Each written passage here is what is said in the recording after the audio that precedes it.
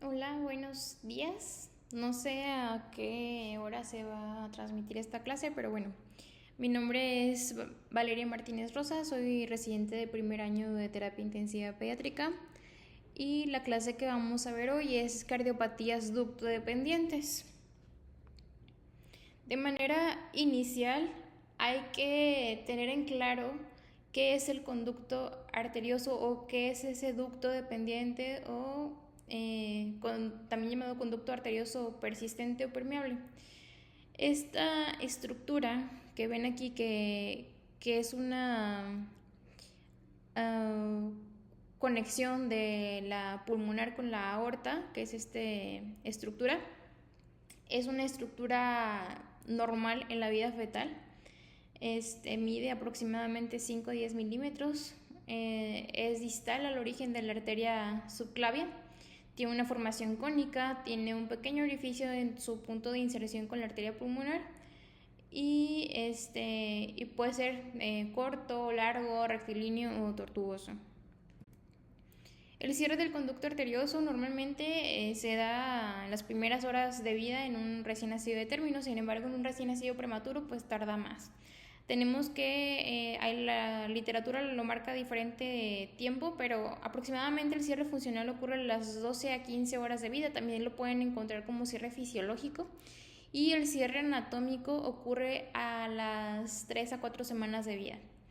El conducto arterioso es una estructura normal en la vida fetal, o sea, ayuda a la circulación fetal y se mantiene permeable por sustancias llamadas prostaglandinas que en la vida fetal se encuentran ahí mismo en la pared del conducto y en la placenta. Al momento de que el ginecólogo corta la placenta, se libera una secuencia de hormonas las cuales ayudan a constreñir ese conducto y que se cierre de una manera más rápida. También el uso de oxígeno lo puede cerrar y pues al momento del parto, del estrés del bebé durante el canal del parto, del corte del cordón umbilical y la separación de la placenta del cuerpo, se liberan sustancias vasoconstrictoras que hacen que el conducto se cierre. Ocurre durante el cierre anatómico una proliferación de la capa íntima con formación de tejido conectivo. Entonces, pues ya sabemos que es una estructura que es normal en la vida fetal, pero sí se tiene que cerrar ya una vez que el bebé nació. Sin embargo, hay cardiopatías que van a todavía estar dependiendo de este flujo que da el conducto arterioso. Son varias cardiopatías. La primera que vamos a ver es la coartación aórtica, que si bien no es una cardiopatía ducto dependiente, al momento de que es una coartación aórtica crítica con una obstrucción severa, se convierte en ducto dependiente. Aquí tenemos una clasificación, la clasificación anatómica. La más común es que, imaginemos que aquí, este es el conducto arterioso, y la clasificación anatómica nos dice que la coartación aórtica puede estar antes del conducto, justo al ladito del conducto o después del conducto.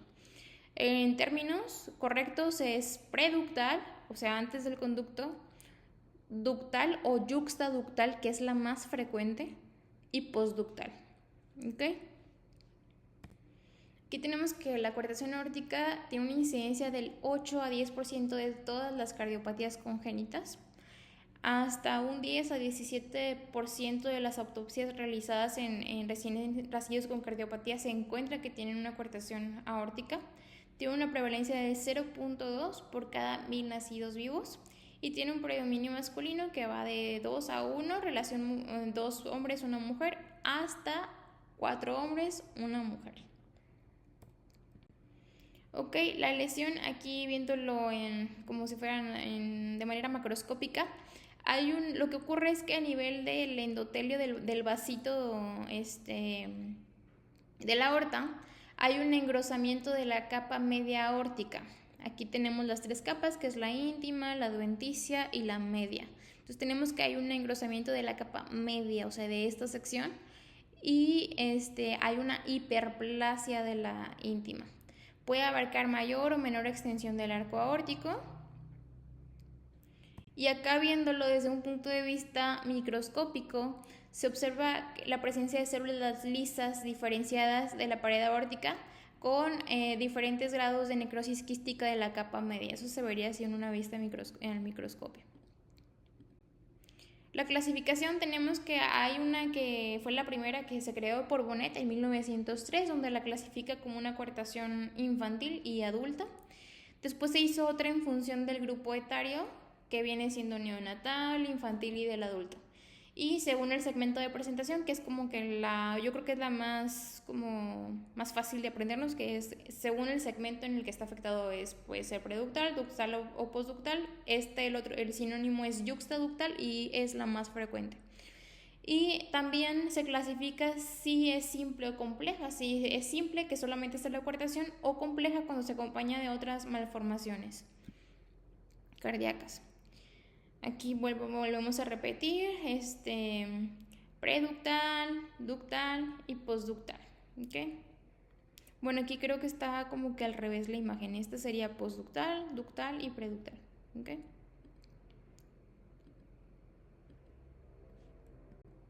Aquí las anomalías asociadas más frecuentes, hasta en un 85%, tiene una aorta bivalva. ¿Qué quiere decir esto? Que en vez de tener 3 valvulitas la aorta, tiene 2. Persistencia del conducto arterioso con una CIB, llega hasta el 30%. Hipoplasia del arco aórtico distal. Una comunicación interauricular. Anomalías de la válvula mitral. También se puede acompañar de transposición de grandes vasos. Origen anómalo de la subclavia derecha. Fibroelastosis endocárdica, defectos auriculoventriculares, y hasta el 10% pueden presentar aneurisma cerebral. Los síndromes asociados, mutaciones en el gen Notch1, que se caracteriza por el síndrome de Shan, que es un conjunto de alteraciones cardíacas a nivel de corazón izquierdo. Y el síndrome de Turner, yo creo que es como el clásico, ¿no? Que los síndromes de Turner casi siempre se asocian a coartación aórtica.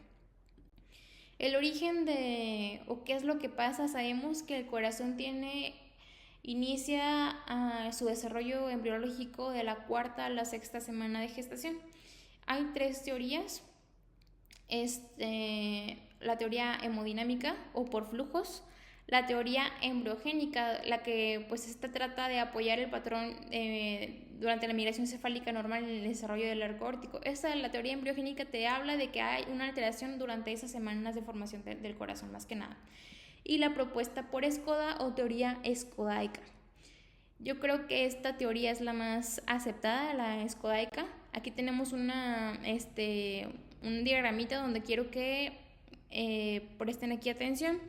Aquí vemos que está el conducto arterioso, y al momento de que hay un cierre normal, anatómico, fisiológico, hagan de cuenta que hace como esta retracción que existe cuando se va a cerrar el conducto.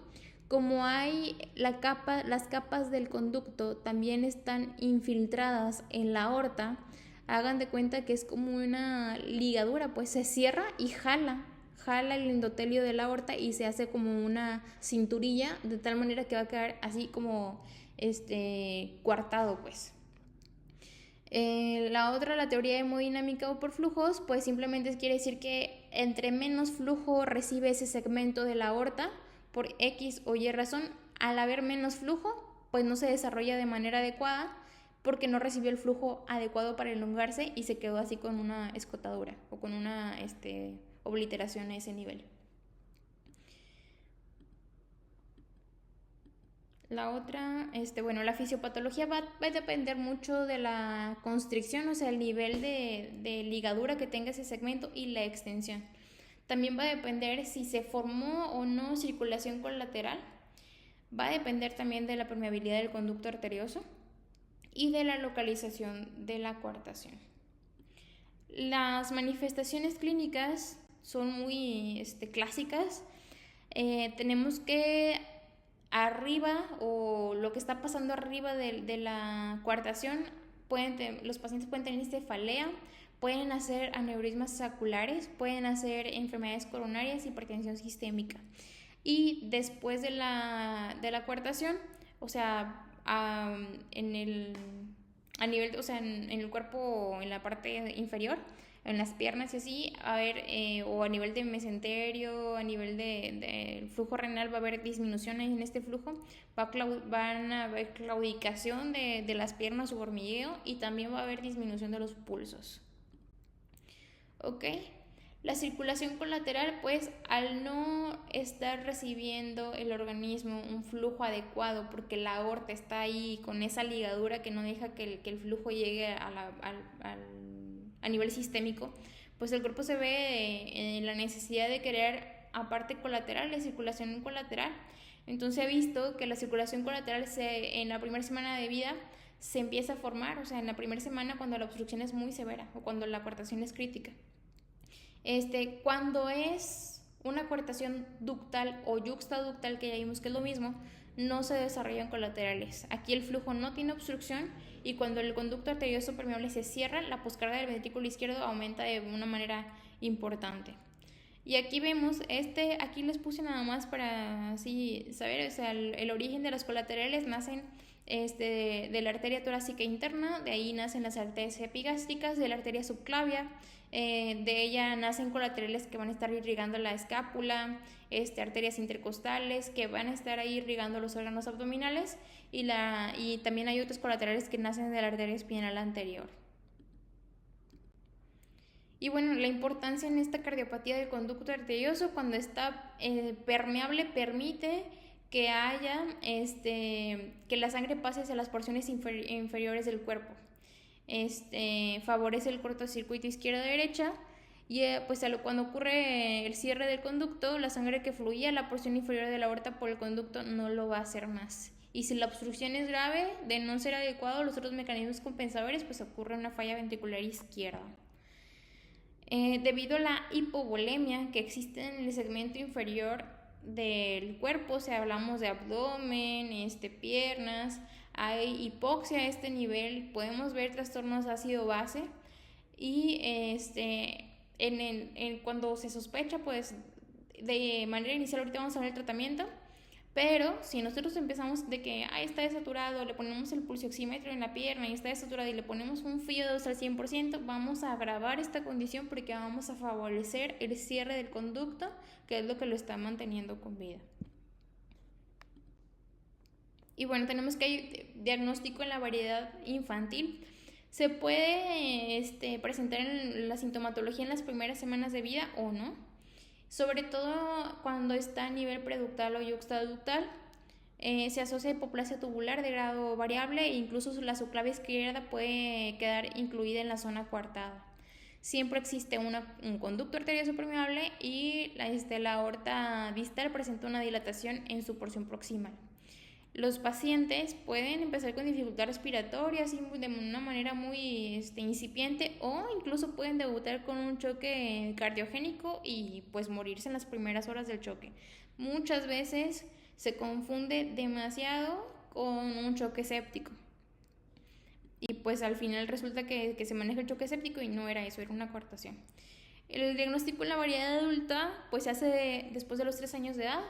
Lo pueden hacer en un examen de rutina. ¿Cómo nos damos cuenta en un examen de rutina? Bueno, pues estamos checando pulsos y resulta que los pulsos de los brazos están saltones y los de las piernas están súper débiles. El paciente viene con claudicación, dolor en miembros inferiores, disnea, dolor torácico e hipertensión, pero hipertensión en los brazos, no en las piernas. ¿Ok? Acá presión sanguínea más baja, más allá del punto de coartación, o sea, en la parte inferior del cuerpo, y pues en la parte superior del cuerpo la presión va a estar más alta. Hay diferentes puntos de corte en cuanto a la presión. Se dice que una variación de mayor a 20 o 25 milímetros de mercurio en la sistólica de algún brazo en relación a la sistólica de las piernas, te habla de que tiene un alto grado o sea, tienes que ya empezar a sospechar de coartación aórtica. Ok, los lactantes sintomáticos, aquí puse unas tablas para ver la sintomatología de los lactantes y los niños más grandes, Bueno, en la anamnesis tenemos que en las primeras 6 semanas de vida empiezan a tener un poquito de rechazo al alimento, disnea, o sea, dificultad o cansancio cuando comen, o bien pueden debutar con un choque agudo. A la exploración física tenemos que son pacientes que están pálidos, que llegan con dificultad respiratoria, oliguria, pueden llegar, cuando llegan en un estado de choque, pues acidemia intensa, cianosis diferencial y pulsos periféricos débiles. A la auscultación, en un 50% de los pacientes no vamos a escuchar soplo. Entonces, si no se hace una exploración adecuada y un interrogatorio en la consulta, pues sí se nos pueden escapar estos pacientes. A la auscultación podemos tener un S2 único y sonoro, un S3 de galope, puede tener un soplo sistólico inespecífico de eyección sobre el área pericardial y el soplo cardíaco puede aumentar tras el tratamiento. Aquí los lactantes y niños más grandes, asintomáticos, el interrogatorio pues a lo mejor nada más nos van a decir que hay un poquito de debilidad y dolor en las piernas cuando corren o cuando hacen algún tipo de esfuerzo. A la exploración física estos niños pueden tener un crecimiento normal. Nada más se manifiesta de que con debilidad en las piernas, presión sistólica de la pantorrilla mayor a 10 que en el brazo. Aquí nos da un punto de corte de 10, pero les digo, otras literaturas dicen 10, o sea, hasta 20. A la auscultación puede existir un frémito sistólico en la escotadera supraesternal, un S2 desdoblado, un soplo sistólico de eyección, que incluso lo podríamos escuchar aunque no seamos cardiólogos pediatras, porque es un soplo grado 4 de 6. En el electrocardiograma vamos a tener que tenemos un 20% de crecimiento de la aurícula derecha. Podemos tener ritmo sinusal, una onda P normal en la onda de pletismografía y en el monitor, un eje QRS desviado a la derecha, y en el 30% de los casos existe un bloqueo auriculoventricular. Entonces aquí no me voy a meter mucho en esto, pero hipertrofia del ventrículo izquierdo se puede ver, sobrecarga sistólica del ventrículo izquierdo y bloqueo de rama derecha de la cejis. La radiografía de tórax, esto es importante, vamos a ver cardiomegalia. Se hace como hay una escotadura aquí a nivel de la aorta, se hace como si fuera un 3, pues. Así. Y la otra es el signo de Rosler. Aquí, cuando es muy severa la coartación, como vimos que se generaban flujos colaterales, hagan de cuenta que esos flujitos o esos vasitos colaterales se empiezan a formar de tal manera que están aquí formados entre las costillas y su irrigación o su flujito van como que cizallando aquí la costilla y se ve como si fueran unas mordeduras a nivel de la costilla. ¿Okay? En el ecocardiograma pues es fundamental para hacer el diagnóstico. Podemos aquí encontrar las características morfológicas de la coartación, podemos ver la severidad de la obstrucción, la morfología y la función ventricular, presencia del ducto y sus características hemodinámicas, podemos ver la presión de la pulmonar y si tiene cardiopatías asociadas. Si tenemos duda, podemos ver acá, recurrir a angioTAC o a resonancia magnética.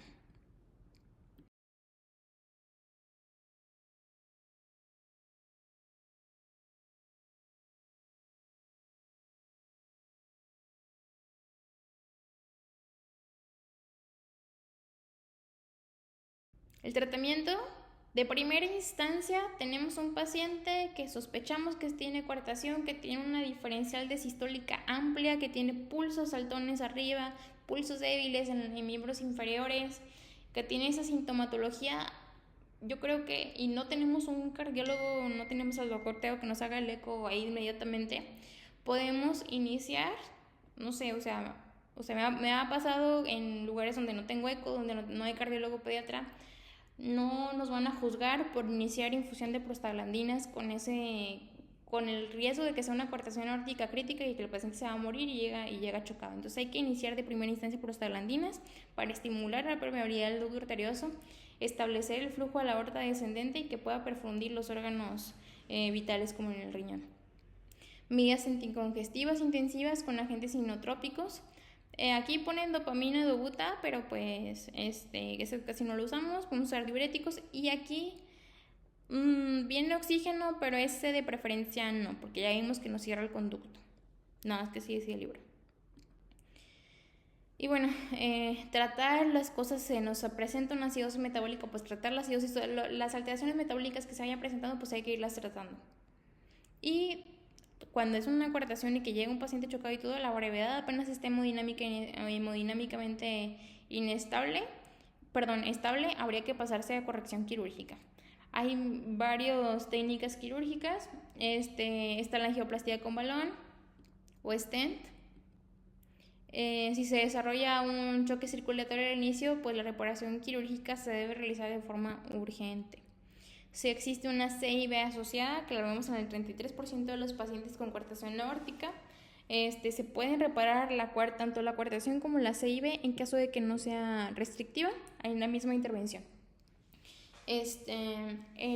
También hay que tener en cuenta que el 40% de las CIBs, cuando sí son restrictivas, van a cerrarse de manera espontánea, no habría que cerrarlas de manera quirúrgica.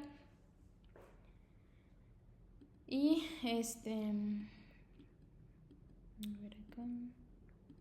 los procedimientos, bueno, se les realiza una resección ampliada con anastomosis término-terminal, pero aquí yo pongo los porcentajes de recidiva. Si hacemos una resección ampliada con anastomosis término-terminal, la tasa de recidiva es baja, menos del 10%. Cuando se hace una ortoplastía con colgajo de la subclavia, es decir, que le quitan un pedacito de la subclavia para tratar de corregir ese pedazo que está coartado, la recidiva es hasta del 40%. En caso de una ortoplastía con parche de Acron, tenemos una recidiva altísima de más del 50%. ¿Ok? Entonces acá la complicación, pues obviamente la muerte a causa de una insuficiencia renal postoperatoria. La obstrucción residual o la recoartación existe en el 33% de los pacientes. Y vemos aquí que después de la angioplastia con balón es menos la recidiva. En el seguimiento postoperatorio, pues se hace pues todo el tiempo que merite estar en terapia intensiva, ¿verdad? Se realiza una exploración cada 6 a 12 meses para comprobar que no haya recidiva de esa coartación, sobre todo cuando la intervención quirúrgica se realizó en el primer año de vida. La angioplastia con balón con o sin stent, si se desarrolla una coartación significativa, se puede realizar. Y siempre hay que buscar en el posquirúrgico tratar la hipertensión que se puede llegar a presentar. La mortalidad de la cirugía de la coartación aórtica es del menos del 5% y la mortalidad cuando hacemos una reparación simultánea de coartación con CIB es inferior al 10%. Aquí nada más es como un resumen de lo que es la coartación de la aorta. Entrando a la interrupción del arco aórtico, que también es una cardiopatía ducto dependiente, tenemos que existen 3 tipos de interrupción del arco aórtico, que es el tipo A, el tipo B y el tipo C. Aquí esta es una malformación infrecuente, alcanza el 0.003 por cada 1000 nacidos vivos. Constituye el 1% de los niños con cardiopatías congénitas complejas y se caracteriza por la falta de continuidad tanto luminal y anatómica entre la aorta descendente y la aorta ascendente.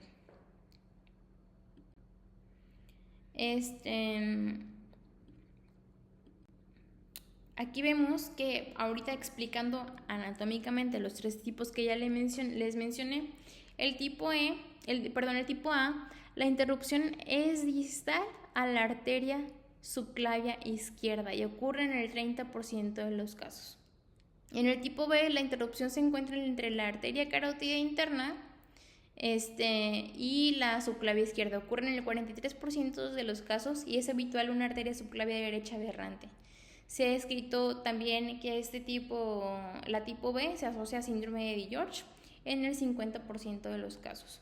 Y la tipo C, la interrupción se encuentra entre la arteria brachiocefálica y la carótida izquierda. Esto ocurre en el 17% de los casos. Las manifestaciones clínicas tenemos que en los primeros días de vida tiene dificultad respiratoria, cianosis, hay pulsos periféricos débiles o puede debutar con choque cardiogénico. Vemos en la radiografía cardiomegalia, aumento o cefalización del flujo pulmonar, y en el electrocardiograma puede haber datos de hipertrofia del ventrículo derecho. Obviamente hay que hacer un ecocardiograma para ver los defectos asociados, y si todavía queda duda, hacer resonancia magnética o TAC. El tratamiento, como va a ser ducto dependiente, se ocupa prostaglandinas, ¿ok? Y si la interrupción se asocia con una CIB simple, se recomienda la reparación primaria completa de la interrupción de la CIB. Y los procedimientos iniciales se debe hacer un acerclaje de la arteria pulmonar y reparación de la interrupción. La mortalidad de esta reparación quirúrgica es del 10%. Continuando con la cardiopatía siguiente, que es el corazón izquierdo hipoplásico. Esta cardiopatía consiste en la hipoplasia de todo el corazón izquierdo, y pues también se conoce como síndrome del corazón izquierdo hipoplásico. Es posiblemente la cardiopatía más grave y de peor pronóstico, pero pues ya en la actualidad hay diferentes opciones terapéuticas. Ahorita vamos a ver más este esquemita para explicar la anatomía. Tenemos que es una prevalencia de 1.4 a 3.8% de todas las cardiopatías congénitas, y a pesar de que tiene una baja incidencia, causa hasta el 23% de mortalidad cardiológica en la primera semana de vida y hasta el 15% en el primer mes de vida. Por eso es importante abordar esta cardiopatía. Existe una predominancia masculina hasta en un 55-67%. Y también hay un riesgo de recurrencia en familias. Cuando un hijo es afectado, aumenta la incidencia hasta el 2%. Aquí ya sé que hay mucha letra, pero bueno, vamos a tratar de entender este esquema. Cuando no hay un ventrículo izquierdo normal, aquí ya estoy con el puntero, cuando no hay un ventrículo izquierdo normal o bien formado, el corazón de estos niños va solamente a funcionar a base de su ventrículo derecho, es decir, solo con un ventrículo va a tener esa fisiología univentricular. Para que estos niños vivan, vemos que el ventrículo derecho pasa a ser la bomba principal, o sea, va a tener que fungir como ventrículo derecho y como ventrículo izquierdo. Va a enviar sangre no oxigenada a los pulmones. La sangre que recibe por medio de la aurícula derecha, que pasa al ventrículo derecho, va a ser enviada a los pulmones por la arteria pulmonar. Pero también va a asumir la función que tendría que tener el ventrículo izquierdo, que no está formado. Esto significa que la sangre oxigenada que llega acá a través de las venas pulmonares a la aurícula izquierda, no puede pasar al ventrículo izquierdo y a la aorta como sería lo normal, porque a la vez que el ventrículo izquierdo está hipoplásico, también está ahí lesionada la válvula mitral, o sea, puede haber una atresia mitral o una válvula disfuncional, además de que este ventrículo pues es meramente rudimentario. Debe de necesariamente pasar a la aurícula derecha. Entonces este flujo pasa las venas pulmonares que desembocan en la aurícula izquierda, pues reciben el flujo, pero no pueden mandarlo al ventrículo izquierdo porque está rudimentario y porque aparte la válvula está disfuncional. Entonces, ¿qué tiene que pasar aquí? Que este flujo que llegó a la aurícula izquierda tiene que pasar a la aurícula derecha por medio de una comunicación interauricular. Entonces, esta cardiopatía no solamente es ducto dependiente, sino que también es una CIA dependiente. Entonces, al momento de que pasa la aurícula derecha a través de la comunicación interauricular, se mezcla completamente con la sangre no oxigenada que venía ya del retorno sistémico, que llega acá por las venas cava superior. Entonces, pues ambas sangres, tanto la no oxigenada como la oxigenada, se juntan aquí en la aurícula derecha, se mezclan, se convierten en color violeta de manera así gráfica, pasan al ventrículo derecho y de este se va a la arteria pulmonar. Y pues necesita un ducto arterioso para que de la pulmonar se pase a la circulación sistémica. ¿Ok? Entonces tenemos que al momento de que pasa la arteria pulmonar se bifurca en dos circulaciones, se va una parte a los pulmones y la otra pasa a la aorta para irrigar el resto del organismo mediante el ducto arterioso. Y pues es esencial que este ducto permanezca abierto después del nacimiento, pues, para que el niño pueda vivir. Entonces sabemos que esta cardiopatía es ducto dependiente, pero también es una CIA dependiente. Ok. Y el tratamiento, como ya vimos, pues todas estas cardiopatías, como necesitamos el conducto abierto, se ocupa prostaglandinas de primera instancia. Hacer más grande esa CIA, en caso de que esté una CIA pequeña, se puede hacer un Rastelli. De manera de la primera fase de paliación se puede hacer una fístula sistémico-pulmonar. Ya sabemos que al nacimiento ese conducto por varias cuestiones se va a cerrar. Entonces habría que construir una fístula sistémico-pulmonar, hacer otro conducto pues, de manera quirúrgica. Se puede hacer Norwood. El segundo estadio de paliación sería un Glenn, que ahí se tendría que conectar la rama derecha de la pulmonar con la vena cava superior. Y un estadio de paliación con Fontan, que ahí ya sería también conectar la vena cava inferior a la pulmonar. Y por último, pues estos pacientes podrían ser candidatos a un trasplante cardíaco. Voy a ver si puede. Bueno, aquí vemos. El Epstein, aquí lo que pasa es que la válvula tricúspide no está en su sitio normal, sino que parte de ella se desplaza hacia el ventrículo derecho. ¿Qué quiere decir? Que tiene una implantación más baja. Si acá tenemos la mitral, la válvula tricúspide debería estar igual, al mismo nivel, sin embargo se inserta o se implanta antes, pues entonces ocupa parte del ventrículo derecho. Incluso, o sea, se sitúa dentro del ventrículo derecho y como consecuencia una parte del ventrículo derecho pasa a formar parte de la aurícula derecha. Entonces la aurícula derecha se dilata. Tenemos una aurícula derecha grande. Se habla de un ventrículo derecho atrializado. O sea, o podríamos decir que forma o se comporta o toma la morfología de una aurícula. Entonces, el ventrículo derecho recibe la sangre, pero no tiene una fuerza contráctil adecuada para poder eyectar ese flujo a la arteria pulmonar. Además, el ventrículo derecho funcional, el que se contrae, queda reducido de forma importante, dando lugar a un ventrículo derecho muy chiquito o hipoplásico. Además, la válvula tricúspide en el Epstein es muy anómala y tiene por lo general, aparte de que está mal implantada, tiene mal función. Entonces es una válvula tricúspide insuficiente. Permite que la sangre retroceda al ventrículo, permitiendo que la sangre retroceda del ventrículo a la aurícula derecha. Entonces hay como que una especie de regurgitación de flujo hacia la aurícula derecha. Entonces tenemos que la aurícula derecha está recibiendo flujo, sigue recibiendo el flujo de la vena cava superior y a la vez está recibiendo el flujo retrógrado que viene del ventrículo derecho. Por eso es que se dilata más rápido. El tratamiento del Epstein, pues yo creo que ya todos hemos visto. Uno de los tratamientos pues es la cirugía de Starnes, para tratar ahí sí, como que se coloca un parche aquí a nivel de la tricúspide. La paliación siguiente sería un Glenn y es igual una conexión de la rama derecha de la pulmonar con la vena cava superior. Y en una tercera paliación sería un Fontan, que ya sería también unir ahí la vena cava inferior con la pulmonar. Y también son pacientes candidatos a trasplante cardíaco. Y pues ya, sería a grandes rasgos las cardiopatías ductodependientes. Cualquier duda pues quedo al pendiente. Muchas gracias.